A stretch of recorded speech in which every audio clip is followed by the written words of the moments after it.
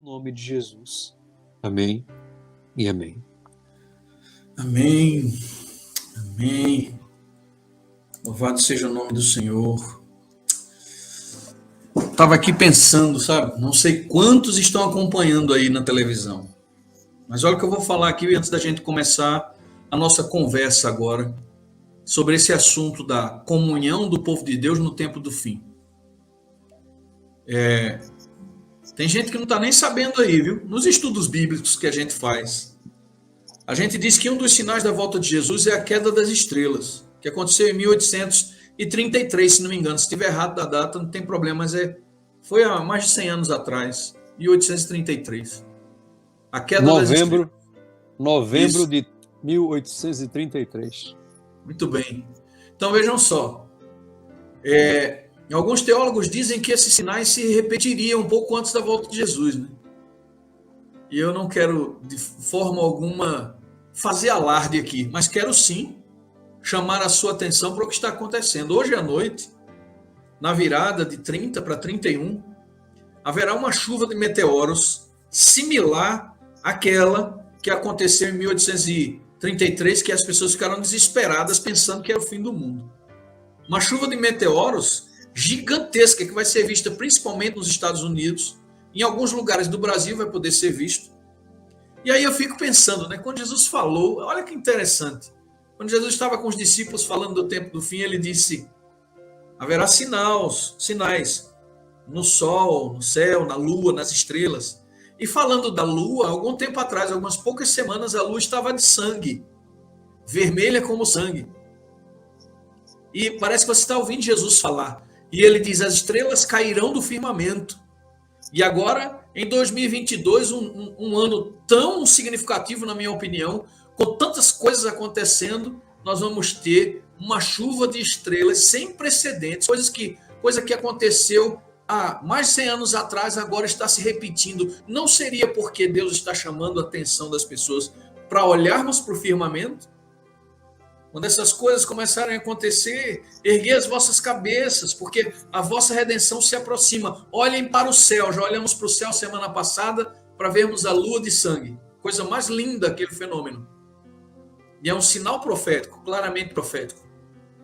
Também vamos ver hoje uma coisa que aconteceu há muito tempo, que os adventistas olhavam para esse acontecimento como um sinal gigantesco da brevidade da volta de Jesus. Olha que coisa interessante. Vai acontecer de novo, de hoje para amanhã.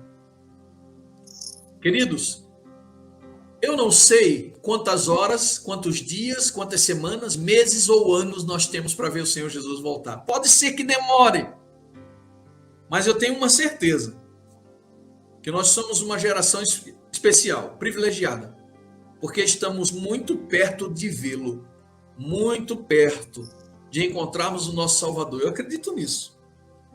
E como a gente já estudou, o problema da tardança se resolve assim: quando ele volta, ou quando a gente dorme, quando a gente morre. Se eu morrer hoje, Jesus voltou para mim. Então, é imediata a necessidade de preparação. Eu fiz essa abertura justamente para perguntar para o meu irmão aqui: Robinho, fala para a gente um pouco sobre o texto que eu te enviei do Eventos Finais, que fala a respeito da comunhão do povo de Deus nesse tempo do fim. Será que, quando a gente vê milagres acontecendo, Deus começando a agir na igreja, é momento de parar de orar e de buscar, porque ele já chegou, agora o Senhor já disparou a realizar prodígios e sinais entre o povo de Deus para chamar a atenção do mundo? Mas será que existe algum momento até a volta de Jesus em que a gente vai poder descansar no que diz respeito à questão da comunhão? O que é que o texto diz aí para a gente? Comenta com a gente aí.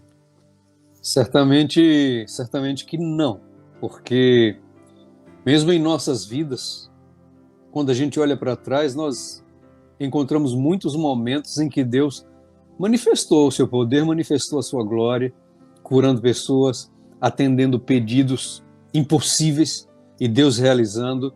Muitas vezes, como pastores, a gente vai pregar e muitas vezes sentimos que Deus nos abençoou naquela pregação, a igreja vibra com aquilo, mas não podemos de maneira alguma baixar a guarda, não podemos.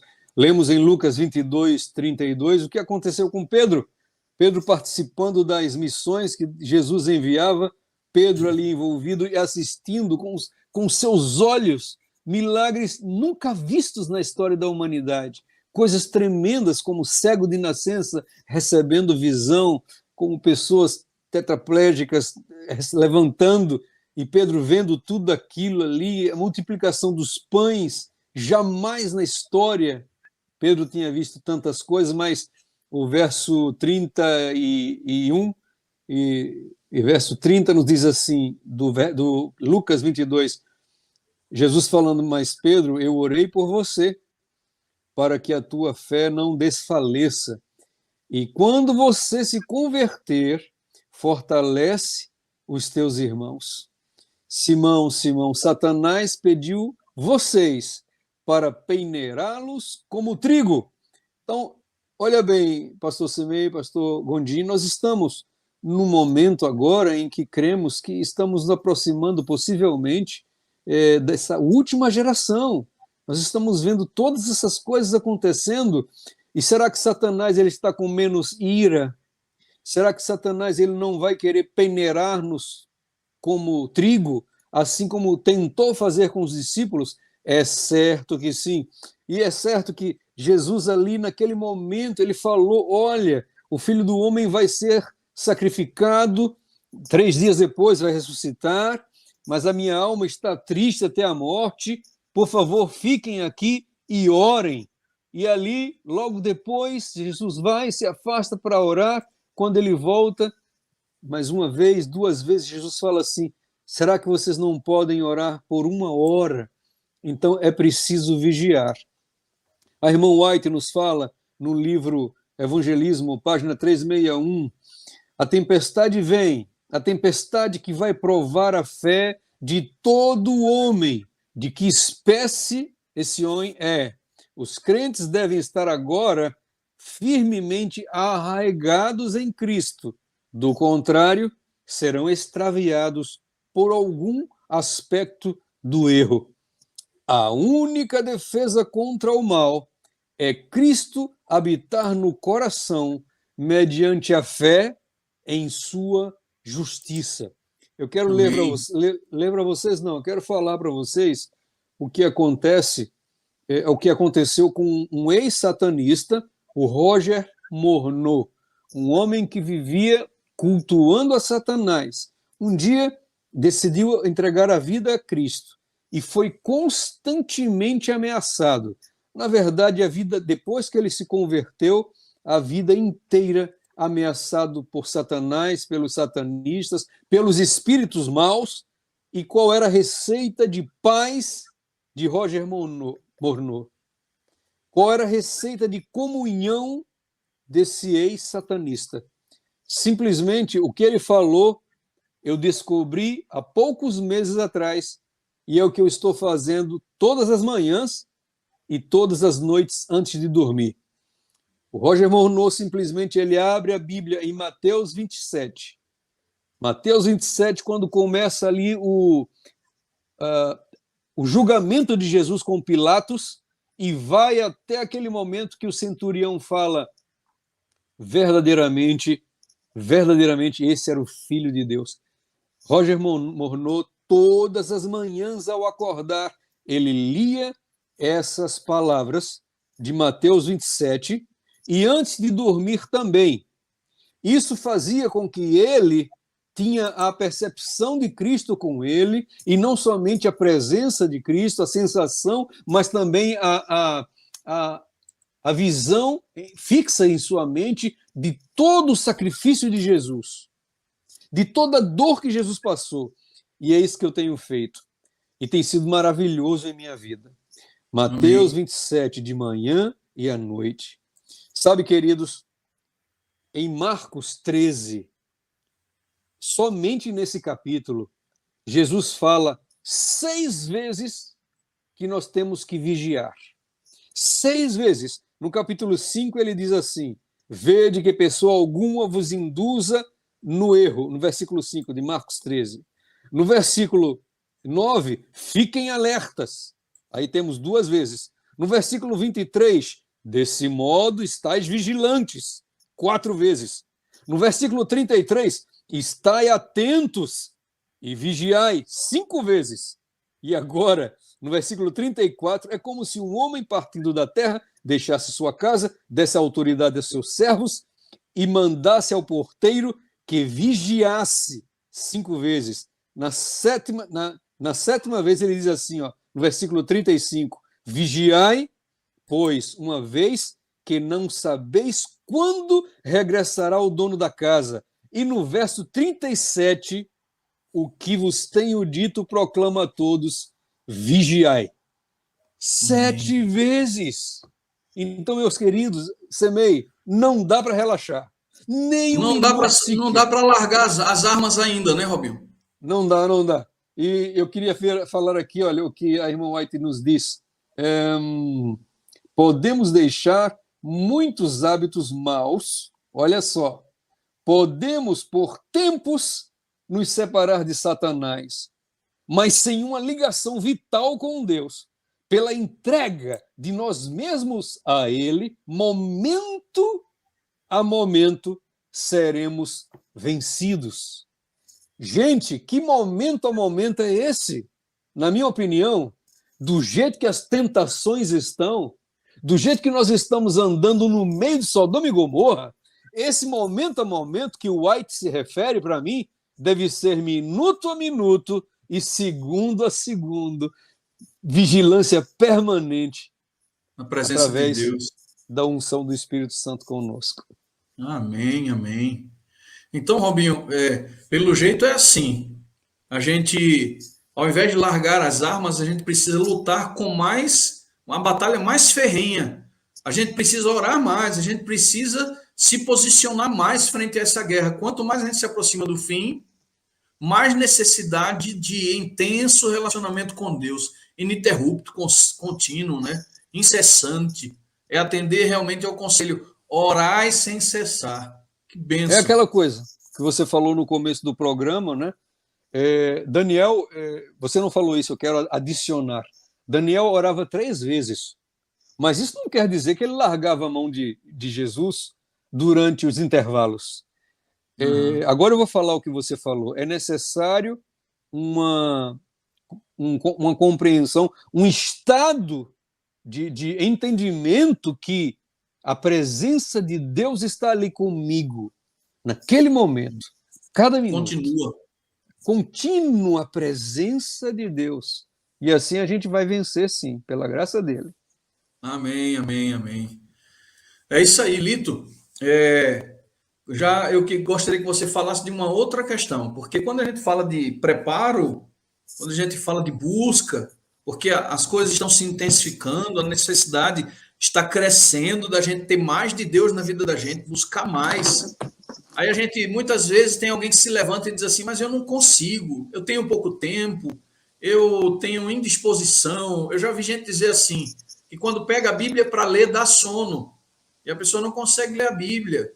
Aí eu pergunto, quem é responsável por essa força, por esse poder na batalha? Qual é o papel do Espírito Santo nesse processo de busca? Né? Tá todo mundo querendo buscar, todo mundo ciente que nós estamos vivendo o tempo do fim. O que é que a gente pode ter na pessoa do Espírito Santo? O que é que ele pode fazer por nós nesses últimos dias? O Espírito Santo está interessado em se aproximar de nós, mas ele precisa que nós nos submetamos a ele. É uma questão de submissão. Ou prevalece o meu eu, ou prevalece o eu de Jesus, que é comunicado através do Espírito Santo para mim. Então, o Espírito Santo, para preparar o crente para esses dias finais, ele precisa, em primeiro lugar, que nós crentes, tenhamos a humildade, a sensatez, a inteligência espiritual de nos submeter, né, para permitir que ele trabalhe como se fôssemos um vaso na mão de um oleiro, né? E o oleiro vai ali dando molde, dando forma aquele vaso até que ele chegue na formação ideal, né, que estava na mente do oleiro. Então, o Espírito Santo tem uma ideia sobre nós. Não, não é a mesma coisa para todo mundo, porque eu tenho as minhas limitações, Robson, pastor Robson tem as dele, você tem as suas também. E cada um que está aqui nessa sala tem as suas individualidades, suas características individuais, né? Subjetivos, mas e também suas qualidades, suas virtudes. Então, ele vai pegar o que nós fizemos com o que fizemos de nós e vai trabalhar, aperfeiçoar isso. O texto de Ellen White, do Eventos Finais, que faz na 57, 58, diz o seguinte: o coração humano não conhecerá a felicidade, não estará bem, enquanto não se submeter a ser moldado pelo Espírito Santo. Então, um dos trabalhos fundamentais do Espírito Santo, nesse final de tempo, porque eu disse na semana passada aqui na sala, que Deus espera que essa turma do fim do tempo seja realmente um grupo mais forte, né? Um grupo mais santo, mais consagrado, um grupo diferenciado, singular, porque esse é o grupo que, segundo Ellen White afirma, serão os 144 mil os que estiverem vivos na época em que Jesus vier. Então, tem um nível de santidade incomum. Isso só vai ser possível à medida que nós nos submetermos a essa mão, a essa formação que o Espírito Santo quer dar para nós. Tem um texto que eu coloquei num livro que eu escrevi há pouco tempo, que é um livro de reflexões para pastores e líderes de igreja, que fala que o Espírito Santo é o escultor das nossas almas, e que nós somos escultores de outras almas. À medida que ele vai nos esculpindo, nós vamos esculpindo a outros, porque nós somos instrumentos da parte de Deus. Okay? Muito lindo isso. Então, assim, a gente vai crescendo e ajudando outros a crescer. A segunda ação do Espírito Santo é nos dar a consciência da nossa condição, né? Porque sem a consciência dessa condição, nós não vamos admitir o quanto precisamos dele. Nós, adventistas, nós temos um certo ranço, né? Muitos de nós, não todos. Essa coisa de se achar que nós somos o único povo que guarda a lei, que tem um sábado. Isso não é suficiente. O pastor Bulhão costumava dizer que não adianta guardar a lei sem amar Jesus, porque ele conhecia muitos que amavam a Jesus e naturalmente guardavam a lei. Então, primeiro, é preciso ter esse amor e ter essa consciência desse amor que nos falta. Porque até Sócrates, na antiguidade, dizia: só sei que nada sei. À medida que eu admito a minha ignorância, eu me torno mais sábio. Então, o Espírito Santo está esperando nós admitirmos a carência dele, a necessidade dele. Olito. E aí ele vai começar a moldar. Fala. Isso aí cara, isso mexe tanto comigo, eu confesso para você. Eu fico tão tocado, porque me parece que esse é o segredo que a gente demora em admitir, né? O esvaziar-se completo. Chegar ao ponto zero. Uma vez eu vi um pastor usando como uma referência o disparar de um foguete, né? Ele disse que normalmente quando se lança um foguete ao espaço, se faz uma contagem regressiva e o dínamo, a explosão, só acontece mesmo no momento zero. Aí diz que na vida do crente é assim. Ele vai descobrindo a si mesmo, percebendo que não é nada, que não pode dar um passo sequer. Ele vai descobrindo que ele não é capaz de fazer uma curva na sua vida. Aí, quando ele chega a um ponto zero e diz: Senhor, eu não sou mais nada, não tem nada que eu possa fazer. Aí, como diz aquele hino, né?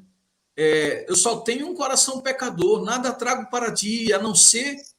E a tua cruz eu me apego. Então, parece que quando a gente chega nesse ponto zero, é quando o Espírito Santo começa realmente a agir e fazer diferença na vida da gente, né? Muito importante isso. O nosso mal é que nós temos os genes do povo de Deus do passado, que eram muito orgulhosos de si. Eles não admitiam gentios. Foi uma dificuldade para Jesus convencê-los a entenderem que as outras nações precisavam ser alcançadas, né? E eles precisavam ser um ponto de atração para essas nações, para que elas conhecessem a Deus e se convertessem. Eles achavam que elas eram um povo exclusivo de Deus. Deus não tem um povo exclusivo, Deus quer todos, né? Porque Deus deu o seu Filho unigênito para que todo aquele que nele crê não pereça, mas tenha vida eterna. E esse genes é duradouro em nós, inclusive na atualidade, porque somos caracterizados como uma igreja de Laodiceia, que de ricações de nada tem falta. Então, precisamos da necessidade profunda de admitirmos o quão distante estamos dele e o quanto precisamos dele. O texto de Ellen White, também de Eventos Finais, ainda na página 57, 58, diz: o Espírito nos ilumina as trevas, o Espírito nos ilumina as trevas que há em nós, está tudo escuro. Ele entra e ilumina para que nós possamos ver a nós mesmos, né? E nos dá consciência da nossa ignorância. Quer dizer, só com essa luz interior do Espírito Santo é que eu me convenço. Por isso que o trabalho dele é esse, convencer do pecado, da justiça e do juízo, cara. Aí eu me incendeio, né? Aí ela diz: sem essa graça divina, homem algum será convertido. Quer dizer, isso me faz deduzir que nós estamos cheios de crentes por aí, Nutella, que ainda não experimentaram a conversão. Quem sabe hoje é um dia especial para nossos queridos amigos e nós mesmos repensarmos e nos reavaliarmos e permitirmos o toque do Espírito Santo no fundo da nossa alma para iluminar tudo e perceber o quão distante estamos dele. Sócrates dizia isso, né? Quanto mais eu admito a minha ignorância, mais eu me aproximo da sabedoria. E quanto mais eu me aproximo do total do saber, eu percebo o quanto distante eu estou. Glória a Deus. Isso é legal, isso não é para ninguém se angustiar, é porque isso me dá consciência do que eu preciso. Aí sim, depois dessas duas perspectivas, aí entra a última, que é quando vem o poder do Espírito Santo nos concedendo a unção. Né? O próprio Jesus disse: eu estou cheio do poder. Né? Toda a plenitude do poder me é dada na terra. Né? Ele diz: eu vos concederei esse poder, essa virtude do Espírito Santo. Então ele está liberando, louco para nos dar isso. Só espera que a gente faça esse trabalho para permitir esse moldar do Espírito Santo. Né? A primeira carta de João, capítulo 2, e verso 27, diz: quanto a vós, o crente convertido, né? O nascido da água e do fogo, a unção que dele recebeste fica em vós. A sua unção vos ensina a respeito de todas as coisas, e assim nele permanecei. Então, assim, quem experimentou, né, essa virtude do Espírito precisa permanecer nela, continuar nela. Eu quero dizer que permanecer. Porque o inimigo não vacila. Ele não está interessado em quem está na mão dele. Ele está interessado em nós, que nos convertemos, que nascemos de novo, para nos tirar desse campo de influência espiritual, para nos colocar nos domínios, né, do mundo e de Satanás. Aí eu encontrei um texto aqui, escrito na Bíblia de Estudo Almeida, que me tocou muito, na página 315, que diz o seguinte: a unção com óleo sagrado, ao mesmo tempo que estabelecia um vínculo particular entre Deus e o ungido, significava uma eleição divina, Semei e pastor Robson. Isso é profundo demais. Consagração, dom do Espírito Santo e capacidade para o cumprimento da missão evangélica. Aí eu me lembrei agora, eu não tinha nem separado isso, mas eu me lembrei agora de um texto que eu guardo muito aqui no meu coração e mantenho aqui na minha Bíblia para eu não esquecer. É um texto de Ellen White, cujo título do livro é O Outro Poder, na página 60. Olha o que ela diz. Meus irmãos, isso aqui é para a gente, para todos nós que estamos na sala. Meus irmãos, que ocupam cargos de responsabilidade, que o Senhor não somente lhes unja os olhos, que é o conselho para a Laodiceia, para que vejam, mas verta em seu coração o santo óleo que dos 2 galhos da oliveira flui pelos canos de ouro para o vaso de ouro que alimenta as lâmpadas do santuário, que somos nós. Nós somos o santuário, né? E aí, outro texto dela, Testemunho para a Igreja, volume 6, na página 418, só descobre isso quem lê, né? É 700 páginas esse livro. Na Verdade. 418 eu encontrei essa joia. Cristo está presente em cada reunião da igreja. Conhece individualmente cada pessoa que toma parte nos cultos e conhece aqueles cujo coração ele pode encher do óleo santo para repartir com outros. Então, a unção, ela é indispensável, é inimaginável pensar no crente raiz que ama a igreja, que ama o Senhor e que ama o Espírito Santo, sem a unção. Então, assim, a unção, ela vai nos dar, vai nos empoderar, né? Ela vai nos dar alguns atributos que são indispensáveis para o crente. Sem esses atributos, nós não vamos chegar na crise final. Crise que todos passaram no passado, mas que agora estamos caminhando para a preparação para a maior de todas, né? Então, o Salmo 28 mostra o primeiro atributo, que é o poder. O Senhor é a força do seu povo. Ele é a fortaleza salvadora para o seu ungido. É a força, é o poder do seu povo, é o poder do seu ungido. Então, quando Deus unge alguém, ele empodera esse alguém. Ele enche a pessoa de poder. Por favor, não pense agora, então eu não tenho, porque eu não fiz milagres, eu não ressuscitei mortos. Não esquenta com isso. O poder de Deus, ele dá a quem quer, quanto quer e quando quer. Então, aceite a porção que Deus quer lhe dar hoje. Para Moisés, ele parece ter dado muito mais do que para Tiago, irmão de João. Para Davi, ele parece ter dado muito mais do que para Dorcas, ou um outro discípulo que o nome nem aparece mais depois que Jesus vai embora. Então, ele dá. Às vezes eu não consigo suportar, quem sabe, o tanto que ele gostaria de dar. Então, ele dá menos. Isso não vai nos tirar do céu. A outra coisa que ele dá é a proteção. 1 João 5,18 diz: sabemos que todo aquele que é nascido de Deus, ele não vive pecando. Antes, aquele que nasceu de Deus o guarda. E o maligno não lhe toca. Você crê nisso? Diga amém. Amém. Então, quando nós Amém, recebemos a unção, nós recebemos também a proteção. Ele diz em Crônicas: não toquei nos meus ungidos, nem maltratei meus profetas. Se tocar neles, toca na menina dos meus olhos. Então, nós somos a menina dos olhos de Deus quando nós entramos na unção do Espírito. O Salmo 105, amém, verso 15, também confirma: ai daquele que tocar em ungido de Deus. E em seguida vem o terceiro atributo, que é a santidade.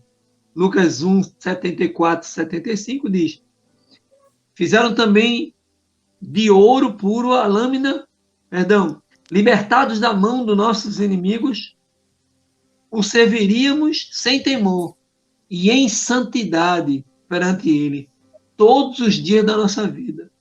Então, isso é saber rejeitar uma piada de duplo sentido, sabe? Um convite de algum casal mundano que quer nos propor alguma coisa, mudar de canal para ver aquilo que presta, advertir os filhos que estão vendo coisas que podem os contaminar, né? E lá em Êxodo 39, verso 30, diz: fizeram também de ouro puro a lâmina de coroa da santidade. Então, o crente, ele tem que ter uma mitra circunstancial, uma mitra simbólica, em que está escrito, como gravura de selo, santidade ao Senhor. Né? E essa pessoa, ela gosta de ler a Bíblia, ela gosta de estar em oração, ela gosta de estar em comunhão, ela gosta de fazer jejum. Né? Aqui em casa, eu e a Rosinha temos a quarta-feira certa, de muitos anos já. É uma quarta de oração. Aqui nessa oração e nesse jejum, nós colocamos propósitos específicos. Não é um jejum pelo jejum, é um jejum com propósito. É um jejum que nos coloca em santidade de espírito. Enfim, por último, ele nos dá o perfume, né? Que Paulo diz que é o bom perfume de Cristo. Né?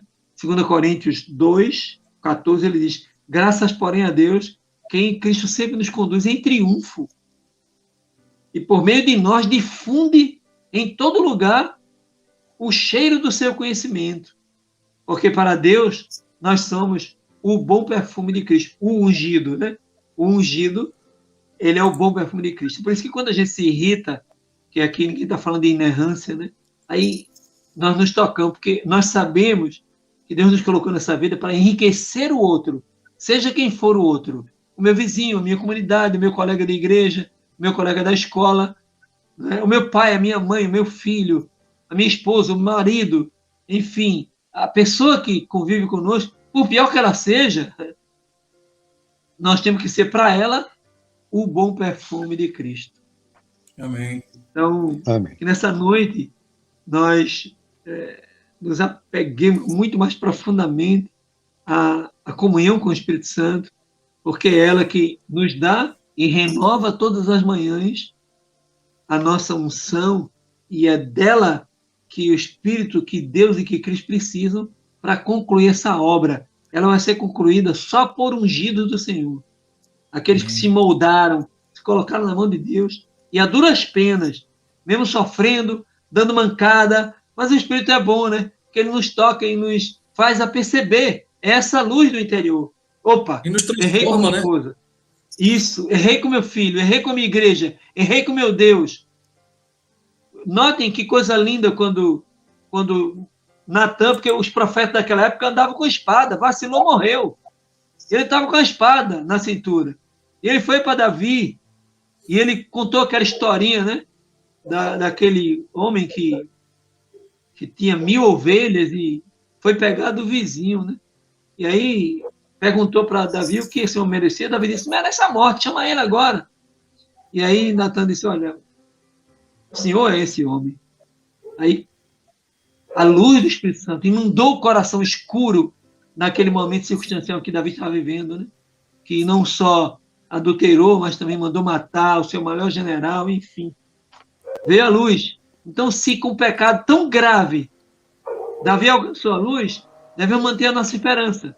Porque em nossas vidas, que não cometemos pecados tão graves, o Senhor nos toca e nos faz perceber, pela luz do Espírito, o erro que cometemos. Aí a gente acorda, pede perdão a Ele e vamos para frente, para cima, porque Ele está voltando e quer nos levar. Amém? Glória a Deus, amém, amém. Deus seja louvado. Enquanto você estava falando aí, eu lembrei de um texto de Isaías, porque a guerra foi declarada, né? Desde a rebeldia de Satanás no céu até a sua destruição completa, a guerra está aí. Mesmo depois dos 1000 anos, Satanás ainda vai intentar contra o povo de Deus, né? Uhum. A guerra está declarada, mas tem um texto de Isaías que é fantástico. Diz assim: vindo o inimigo como uma corrente de águas, o Espírito do Senhor arvorará contra ele a sua bandeira. Amém. Quem não quer essa bandeira hasteada e fincada na frente da sua casa, essa proteção que o pastor Gondim falou, porque o ungido, o diabo não lhe toca. Nós seremos selados com o Espírito para estarmos protegidos nesses últimos dias. É a única forma de permanecermos blindados, que o sofrimento vai vir, mas a resistência vai estar conosco. Sofrimento é fato, mas resistir a ele é que é a grande vitória. E é para isso que o Espírito Santo nos é dado. É para isso que ele... que estarei. É isso aí. Eis que estarei com vocês. Eis que estarei com vocês até o fim dos séculos. Até a e se vier o sofrimento, é porque Deus está permitindo. E se ele nos tocar, é porque Deus permitiu. Ele só toca se Deus autorizar. Só tocou em Jó porque Deus autorizou. É isso aí, meus irmãos. Viu? Isso é com o santo de Deus, que o resto do mundo está na mão dele. É domínio dele. Amém. A Patrícia Fernandes está dizendo aqui, ó, eu quero essa bandeira. Amém, Patrícia. Amém. Eu também quero. Eu oro todos os dias para que Deus finque essa bandeira na porta da minha casa, para que o inimigo, quando olhar, passe bem longe. E o nome do É a Senhor seja bandeira, assim, é a bandeira ensanguentada do príncipe Emanuel, meu amigo. o príncipe Emanuel. É isso aí. O Essa é a Senhor é bandeira. o Senhor é nossa bandeira. Amém, Amém? amém.